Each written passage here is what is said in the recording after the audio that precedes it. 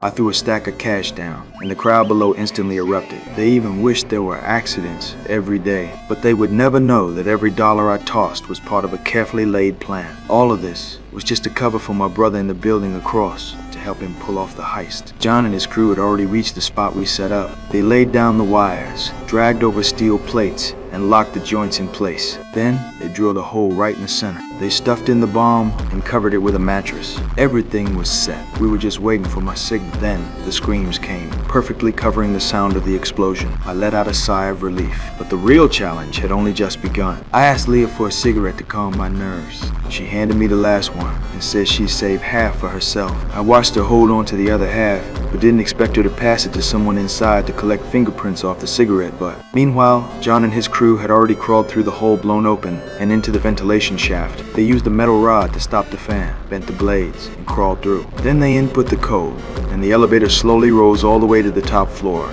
They reached the vault level, but now they had to get past the security cameras. John lay flat on a skateboard, covering it with cloth to blend in. The guards were all distracted, totally unaware of the sneaky passersby. When they reached the blind spot of the cameras, John took out his camera, snapped a photo of the surveillance angle, and printed it. He stuck the photo on a model, tricking the cameras into thinking the area was clear, but their victory was short-lived. Suddenly, new sensors appeared in the hallway. They froze. This wasn't part of the plan. John quickly contacted me for help, but Leah was right in front of me, so I had to give them a hint through our conversation. Then, John's partner realized something. These were heat sensors, and all they needed was to cool them down. They grabbed a fire extinguisher, sprayed it as they moved forward, and froze the sensors. With that, they made it to the vault door, ready to enter through the ventilation shaft. But just then, the police tracked down my identity using the fingerprints. They discovered I was the cop arrested years ago for stealing diamonds, and just escaped prison yesterday. Even more coincidentally, we were in Harris's hotel, the owner of the stolen diamonds. The diamond exchange was right across the street. The sheriff immediately contacted the head of security to check on the vault. Leah finally understood I wasn't planning to jump. She walked up to the window and confronted me. I finally told her the truth.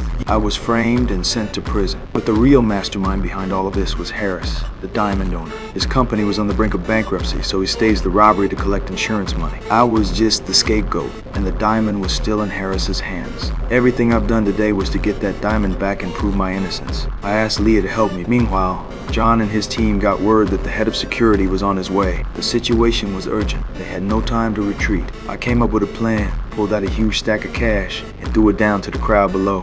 As the rain of cash fell, the crowd rushed in, fighting to grab it all. Security was blocked. This was our only chance. John and his crew took advantage, cleaned up the scene, and hid in the ventilation shaft just seconds before the security arrived.